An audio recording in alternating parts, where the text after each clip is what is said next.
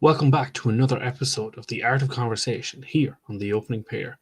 I am Keith Kilduff, and on this episode I am joined by David Campbell, a Scottish filmmaker who just recently wrapped filming on his movie 10 Reasons Not to Make a Movie. Strange title, I know, considering his job description. Not only will we be discussing that, we'll be discussing David's upbringing in Scotland, his views on film, and also his work in the Movie Trivia Schmoedown / First Class League, where actually I came across David originally.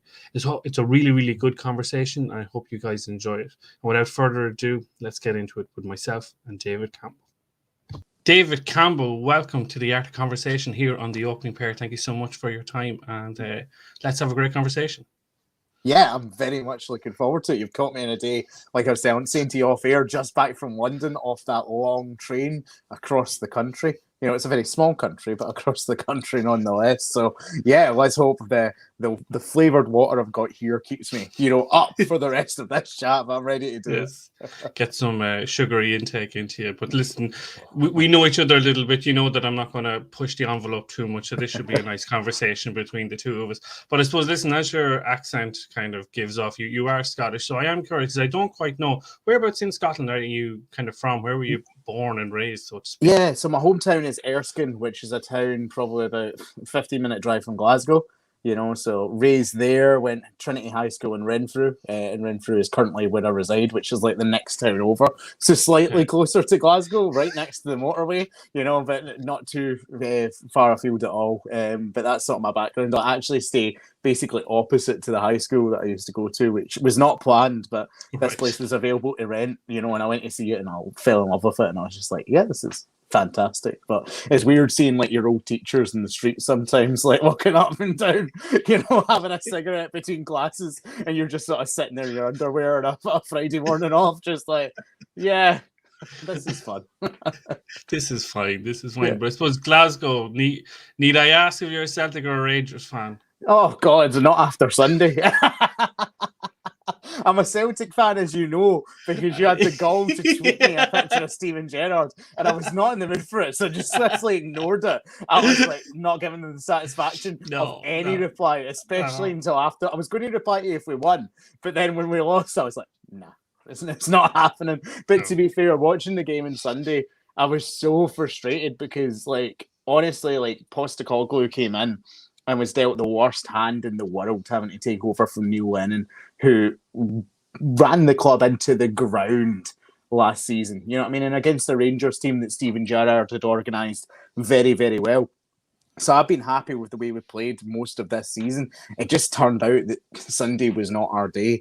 And Rangers, got a chance and took it. Well, we did not take the chances we have, was what it fell down to at the end of the day. It sounds so simple, but that was the story of the match. We had like 3 clear-cut chances we missed, and they scored a really good header. But that's the way the cookie crumbles sometimes, Yeah, I think that you've pretty much summed up kind of Scottish football in the last year very much. So, like, Celtic have dipped. Lennon has been a factor, but I think it's probably underlying issues, and Gerrard's kind of gotten them together, and the cream has kind of rose to the top for now. Yeah. For now, but listen, it's a long season, 36 games. We're not even like 2 months into the season. I'm in a WhatsApp group with 14 Celtic fans and 2 Rangers fans, so it's spicy every week. To be fair, spicy every week. My group of friends, it's basically like half and half. Like we used to play Old Firm 7-a-sides back in the day, and I'm proud to say the Celtic team never lost a single match, not one match, and I was there for basically most of the game, so I'm saying it's down to me, but it's absolutely not. I'm not a very talented football player at all whatsoever. You need only ask them. But you are a very talented filmmaker, and I suppose I kind of want to get into that with you. So I suppose kind of the best way of kind of starting is like, what are your first memories of film growing up? It's such a hard one to answer because it's like those earliest childhood memories, like you can't quite place them back. And someone asked me this probably earlier this month, what was the first film that I saw in the cinema? And I think the first film I saw in the cinema was Lilo and Stitch. Like I pinned it down to Lilo and Stitch is the one I can remember going to see.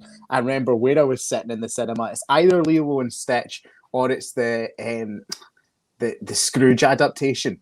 That was around that time, the one that Kate Winslet was the voice actress in, and it was Jim Carrey that did the voices for back in day. So it's one of the two of them was the first one I can remember. I do remember running out. It was ironically enough, to anyone who follows my FCL career, Harry Potter and the Chamber of Secrets. I left the cinema when he said "I am Lord Voldemort." Like, I left in terror. I was like, no, can't deal with this, and ran out of the cinema. My family never let me live that one down for years, man. But honestly, the first film I remember loving was The Godfather, because a friend showed me that at his house before. We were both too young to watch it. He's like, "Here, watch this film. It's amazing." We watched The Godfather, and then he had the PlayStation 2 game as well. So we'd watch The Godfather and then play that PlayStation 2 game and just became obsessed with it, man. So that was the first real good, prestigious film that I feel comfortable in saying. But in actuality, it's probably Lilo and Stitch, which I also love dearly to this day. I was chatting to FCL competitor Tom Chatterbush. FCL will get into conversation later on. Love Tom. I was great guy, and we were talking same kind of question. And the first movie that I saw in cinemas was Mighty Morphin Power Rangers. Oh my god! Yes. The thing is, right, because I study with Sonny and Kat, that I always bring up that movie for Kat's IG questions, because I'm like, you need to know this film. You need to know life it is. It's a big thing. This is not important to IG. This is important to the entire canon of cinema. This is insane. And the fact, it's Rita and Zed in a snow globe for most of the movie. If I remember correctly, they get trapped in it, and it's those weird ass ninja suits that the Rangers put on at one point. And I'm just like, this is so daft. But I loved the Power Rangers show growing up. And I still say to this day, see, in terms of a canon, if you want to look at how to continue something on, the superhero movie should look at Power Rangers, who have managed to connect the threads of these shows for the past near 25 years. It's insane. I was there was that episode, do you remember, when I think they had all the red Power Rangers? Oh my god. From all the years, down through the years. They all came back for one episode. Forever Red. I remember forever. It was amazing. But listen, we're getting off track. Let's bring it back on the road. We can talk about Power Rangers later, David. But nice. When did you know you wanted film to be part of your career? What was the spark almost? It wasn't a spark. It was more having to hit rock bottom to get there in the end, because when I was at school, I got really good results in school. And people were like, "Oh, you should either go into medicine or do law." So I into a law degree coming out of school. And at that point in my life, I was incredibly depressed because I was in the closet as being bisexual and hated myself for it, and lost my grandfather at that time as well. And I was going down a path I knew I didn't want to do, So I've talked about this in the past. That led to a really bad mental health situation where I was essentially suicidal and stuff like that as well. So I knew I had to do something. So I came out, I got over my grief, and also I left the law degree to try and figure out what I wanted to do with my life. And I think deep down I knew that I always loved writing stories, telling stories, watching films, thinking about films, talking about films. But it wasn't until one day, because I was working at the B&Q call centre, and I came back that night and I was off. So I was like, I watch a movie I've not seen before, and it was Kill Bill. Quentin Tarantino's Kill Bill. And I remember watching, I think I got to the O-Ren bit in Kill Bill Volume 1, the animated sequence.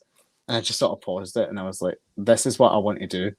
If I can give someone else the sort of wonder and awe and just the fucking awesome time I have watching this movie, if I can do that for someone else with something I make, that would be so amazing. So I knew from that moment, I always knew sort of subconsciously, but that was the moment it really clicked, and I was like, I want to be a filmmaker, and that's what I want to do. So yeah, ever since then, been on that course, And what sort of directors down through the years do you find has kind of impacted the way that you want to tell stories? That's a tough one, because the movies I like to watch are probably not the movies I like to make, if that makes really sense. Right. And the ironic thing is, right, I'm going to say a name, and it was a name I forgot in one of my FCO matches, in Richard Linklater, who I absolutely love, which makes that miss even worse, right? But I love Linklater, and I love Cameron Crowe as well. I'd say are the two sort of filmmakers who are closest to the style that I want to do, just these really good character sort of driven stories that aren't really pretentious. They're just stories about real people and real fun situations, So I love those two. Almost Famous is now one of my favorite movies of all time. I absolutely love that. But in terms of working directors just now, who do I get excited to see? It's probably Denis Villeneuve, like hands down. But I wouldn't want to make the type of movies that Denis makes, because his are like all these sort of visual masterpieces, and he really cares about the lens, when I'm just more sort of focused on the people and the acting. And I'm like, yeah, we'll work out how we'll film it later, but let's get the story, let's get the emotion down, you know, of all these characters. So it's a real mixed spectrum of what I like. Like I've always said this to people, I'm open to anything in cinema, whether it's genre, filmmaker stuff. Just judge the movie by the movie and its own merits, and don't get too caught up and, you know, I like this thing rather than this thing, and I want to focus on that. Because I think if you've got a good broad spectrum of everything, you know, it keeps you on your toes. It means that you're not directly homaging something else. You have a whole bunch of influences and personal tastes and likes that you can, you know, come from to sort of forge your own style going forward. And have you ever found when you're shooting projects that you go, oh, I've done this thing and it looks kind of like Nolan-esque, or I've done this thing and it looks like Cameron Crowe, or like, does that ever kind of come into your head? I say this in 10 Reasons Not to Make a Movie, that my character's like the heel, like obviously in that movie, if to use a wrestling term, he's the villain of the movie. And he says something like, oh yeah, you've seen mockumentaries before, like this is Spinal Tap, but we're just going to do it better. Like, and it's like the complete opposite of that statement. We're basically doing this is Spinal Tap, but a lower budget than that movie. It's what I've done. So yes, Rob Reiner, to answer your question. Rob Reiner, okay. Well, listen, you've mentioned a couple of times, let's talk about your movie, 10 Reasons Not to Make a Movie. What was the spark behind you getting this idea down on paper, developing this out, getting it financed, and actually going ahead with it? We had to hit rock bottom again to do so. Okay. So we're two for two on rock bottom, right? The rock bottoms have had some good results after them, to be fair. You know, maybe I should just hit rock bottom more often when I need a nice boost in life. But in all seriousness, we started out, we made a short film at university called Rip Off, and I was editing with a guy, Andy Mitchell, who was talking to me in the editing room about wanting to be a wrestler. And I was like, we should film that. So I wrote a script called Andy Mitchell Wants to Be a Wrestler, and it was basically just about him wanting to be a wrestler, and this camera crew were going to follow his every move, and that was the story. The problem was to say, how did we secure a budget? We had no budget. We did not have any money, so it was people coming in, investing their own time, and doing it while we could, while all of us were living lives and having other jobs as well. So eventually it got to a point we had Joe Thomas, who's a really dear friend of mine, and now back in South Carolina working in TV and movies over there. But he was moving back to the States, and he was one of the main characters in the film. And I was like, and he told me this, it was a random charity event I ran. In the local, we had a big FIFA night to raise money for men's mental health. And it was the end of the night. I'm like, oh, things have gone great, just had a drink. And he just comes up to me and he's like, I'm going away, man. And I was like, sorry. So the next day was just like, how do we salvage this movie? And the only idea I had was like, let's make a movie about this movie failing, so it means we can still use the footage from this original project, right, use the semi-real story of it, but just twist it in the ways we want to forge a narrative that makes sense. And voila, 10 Reasons Not to Make a Movie was born, and I just decided to Michael Scott myself to make it all happen. So am I right in saying then, so it's kind of like a fourth wall and a fourth wall, and then are you the main character now of this new version, or what way is it working? Kinda. Like, I am very much the antagonist. It's a kind of Scrooge story, to come back to that. Like, I am the Christmas Carol. I blame everyone else, and it's me trying to list the 10 reasons that you shouldn't make a movie, and basically saying it's everyone else's fault that has failed apart from mine, when, you know, you'll see whose fault it actually was. And I presume, going back to the financing and the budget, with it being little to none, everything's set in Scotland still, is it? Everything's set in the local area, where we're lucky that Brian McGovern, who runs Monkey Box Productions, agreed to produce the movie and will give us all the kit we would need. And I wouldn't have been able to finish any iteration of that movie without Brian. He is my partner in filmmaking. I'm entirely indebted to that man, and hopefully we can make some good stuff going forward together. But it is all set in the local area, which, to be fair, with a project, even if I have funding for, the next, like, I'd say 3 movies after this that I want to make are all set within the local vicinity, because it's the story I want to tell. Like, it's the story of my community and it's the story of the sort of people I know. So why would I want to take it anywhere else? You know, and if I'm giving people who are local, if we do get funding, I'm giving people who are local jobs, whether that's in the crew, whether it's catering, or whether it's locations or this, that, and the next thing. You know, that's something that's really important to me to sort of maintain, especially for the start of my career. Like, who knows, like, get 3 movies down the line, I'm like, well, I've told all the stories I have to tell here. Like, it's time for maybe some new inspiration. We need to see what happens by the time I'm 30, you know, see if it gets to that point. I'm just like, yeah, fancy somewhere a bit sunnier for the next one. But that's the plan for now, is that I want to make stories that reflect the sort of working class community I'm in, and especially with the next story, I want to get into the sort of LGBT and specifically bisexual representation aspect of things, because us bisexuals are sorely misrepresented on screen. So if I'm getting into film, I might as well do something to fix that, you know, and at least give us one. So we'll see what happens. You can be the one good movie that can reference people in a good light. But the problem is they'll just be like, oh, that's the bisexual movie, and then never make an all one again. And I'm like, that wasn't the point, you know?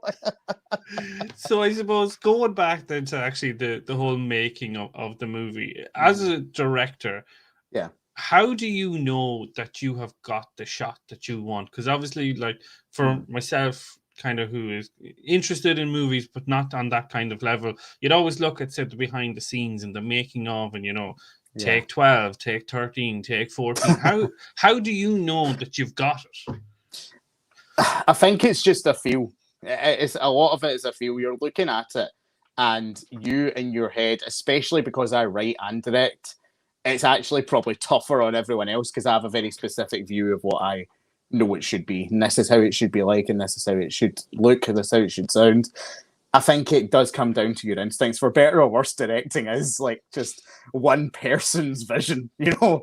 And as long as it's coming in and it matches your vision under the sort of practicalities of what you have to work with, then that's when you go for it. And a lot of the times, you know, you might get it in the first take, and you'll just be like, that's great, let's do another one for safety. But there was one particular line, and you will see this in the movie, and this particular bit, I'm ashamed to say, was not fake, where one actor had to do one line 11 times, because I just was like, no, like we're just having discussions, like, I don't know what you want. I was like, this is the rhythm of it. Like that it doesn't work the way you're saying it. Like for the movie, for this moment, it just does not work. So we need to do it again. So it's a case of, you know what you want.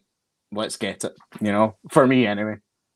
Well, I wish you all the best with the finishing of the movie and the distributing of the movie. But I kind of want to get your views on kind of the film business in general now, if that's okay. So I suppose there's a lot of conversations going on now about kind of the business model of movies these days, this idea of the cinema versus the streaming services. They're talking about this 30, 45 days in cinema and then straight on streaming, premium access, you know, signing up to Disney Plus, but still having to pay $30 to get your Black Widows, your Jungle Cruises. Where do you think that this is all going to land ultimately? Or will this always be the new normal moving forward, do you think?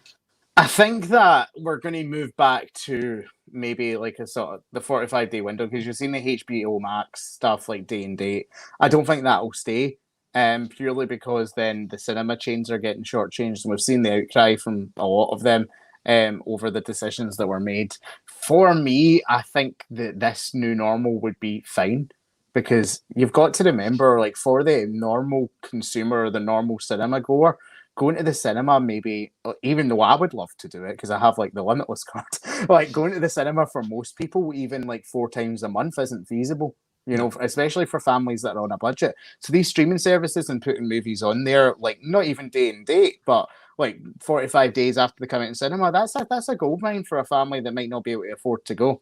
You know, so that's sort of my view on it. As long as filmmakers and creatives and actors or actresses, as we've seen with Scarlett Johansson, are not getting shortchanged by it and are still getting paid fairly, and there's a shade of the cut coming in from the streaming services, as there would have been maybe videos and DVD sales back in the day, then to me, I think this new model suits the working class consumer. You know, who are the majority of people who are watching movies in the first place. And as someone who makes movies, whether you watch my movie in a big screen, which I would love you to do, because I love going and seeing the reaction of other people's movies like in the cinema and sharing that. So I'd love people to get that shared experience with mine. But whether you watch it in the big screen or you watch it like on your phone or in a tablet or on TV, you're watching the movie. And I've watched movies for the first time in video when I was wee, and it didn't affect how I sort of saw them going forward. So that's sort of might sound like a boring sort of middle of the road opinion, but sometimes we need balance in this world. You know, I'm a sort of balanced. I have a balanced opinion of it. I don't think it's an entirely good or bad thing. I just think that we need to be careful about the way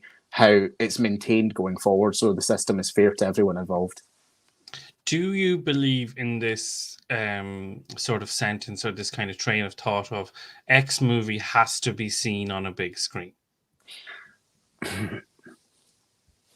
I don't think that a movie should have to be seen anywhere. I think with a movie, for example, Dunkirk, Christopher Nolan, I'm very glad I saw that in the cinema, in the IMAX, you know, the best visuals possible, the best sound possible, because it improves your overall experience of the movie, without a shadow of a doubt. Movies that are made for that environment. Blade Runner 2049 is another one. I'm sure Dune will be another one, which is why Denis Villeneuve specifically has been very outspoken about the whole thing. But for me, like I say, like I've watched classic films for the first time on my phone, maybe on a flight, you know, like on the TV watching on Netflix. And that's the way that most people are going to be seeing them, because no movie stays in the cinema forever. So if you're saying the only way you should watch this movie is in the cinema, then you're shooting yourself in the foot, because basically you're saying if you don't see this within the first 3 months of this movie's existence, don't bother watching it at all, because there's no point. There's no point. Going by your own logic, there'd be no point in anyone watching your movie to the end of time, you know. So to me, that's a bit. I don't agree with that argument really at all. I get what they're saying in terms of you get the most enjoyment seeing this at the cinema, but in terms of the only way to see it, I don't think that flies for me. Is there a movie top of mind that you can remember that you watched in the cinema but you enjoyed more watching at home? That's a really good question. Do you know, probably it was probably a really divisive film. It's probably Batman versus Superman, actually. Okay. I watched that in the cinema, and I was just sort of like, yeah, disappointed by it.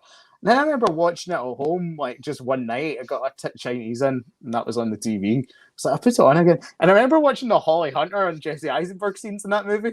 And I was like, if this was the full movie, I'd really enjoy it. I really enjoyed those two together. A lot of people don't like Jesse Eisenberg, but see the scenes when he was with Holly Hunter and they've got their whole dynamic going on. I was like, yeah, there was that. So that's probably the answer. But I can't remember enjoying a movie more watching it at home. But that's just because of my personal taste. Because, like I say, I will try and go and see everything that I can that's out in the cinema, because I've got the Limitless card. It doesn't cost me any more money per month to go to as many movies as I want. God bless the Limitless card is all that I will say.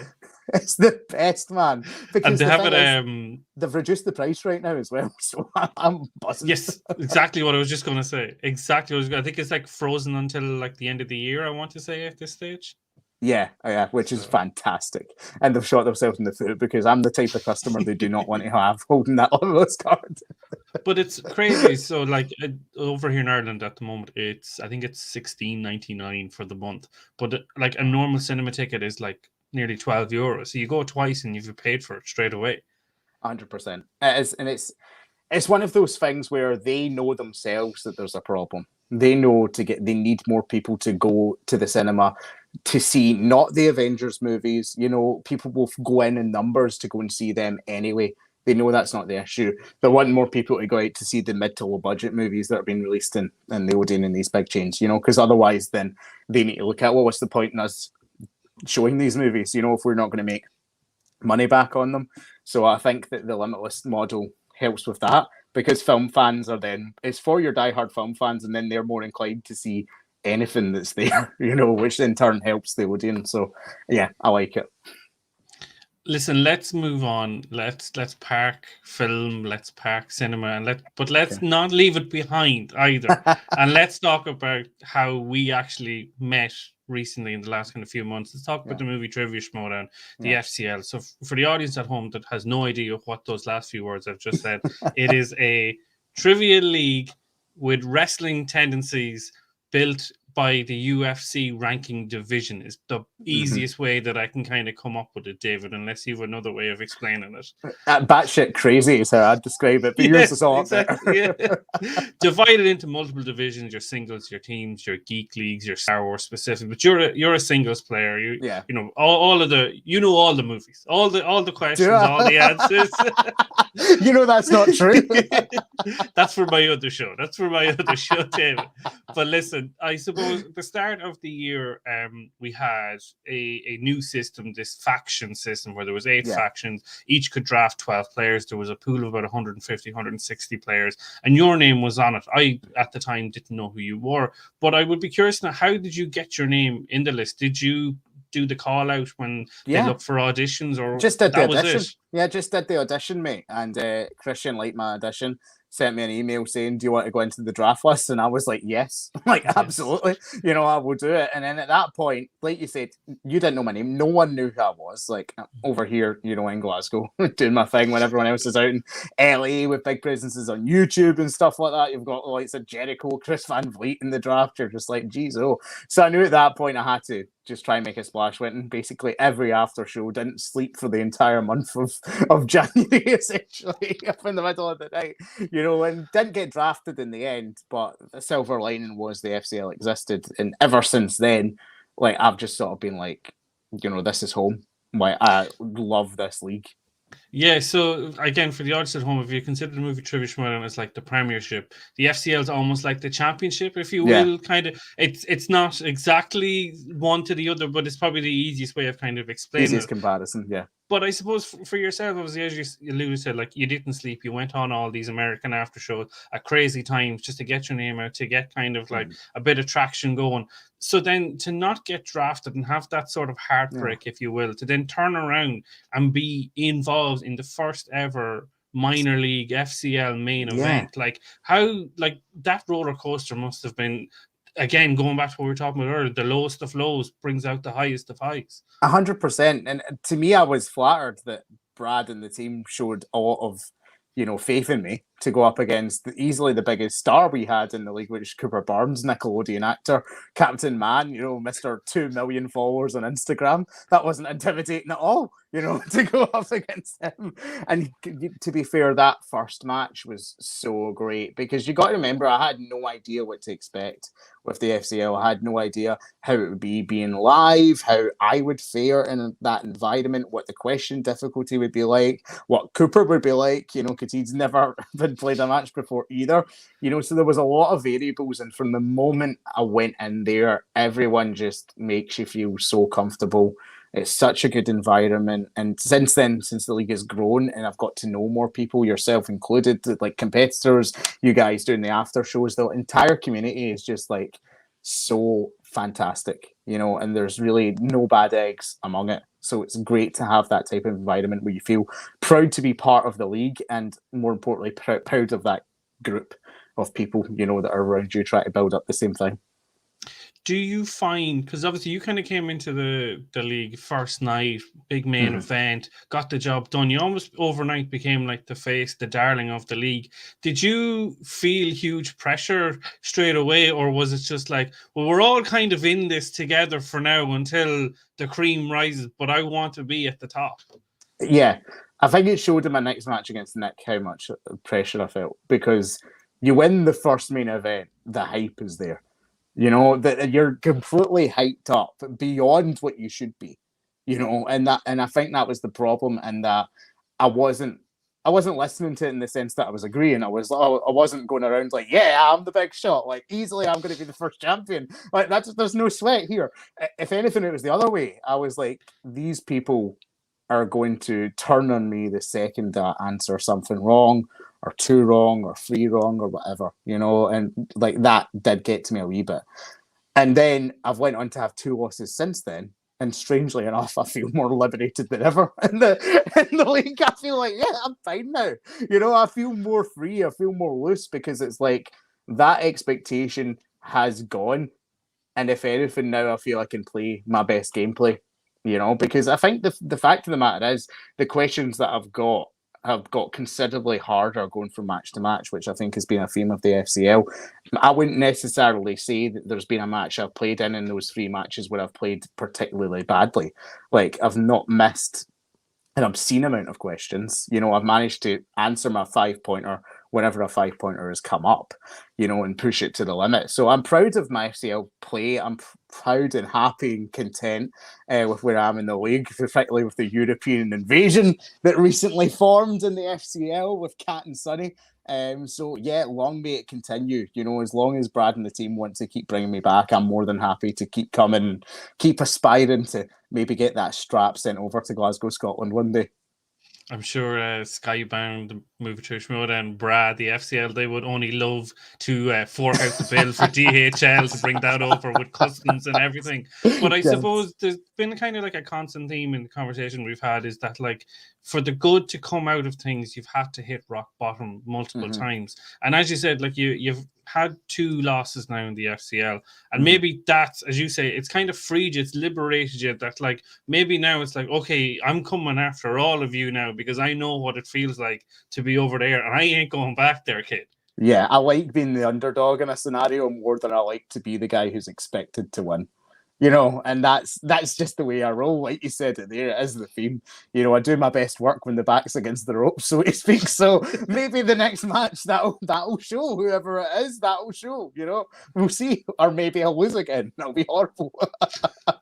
As you said that week when you came on with us on This Week in the FCL, I can't wait to dissect my horrible loss. It'll be a great way to spend my Friday evening. To be fair, it was a great night. It was a great fun. night. We did. But I suppose the last question I have for the FCL and things from your career point of view is, what are your expectations as you continue to play in the FCL? Or do you see that there's going to be a time when you say full stop, no thank you anymore? I think the answer is just, I want the strap, Keith. I want the belt, you know, so I'd quite like to do that before, you know, I wave goodbye to it. And I think that's a long way away. As long as I can keep committing to it, as long as I can keep, you know, having the time to play and playing in matches and having fun with it, I'll be in the FCL for as long as they want me. You know, like I've said before, love that place.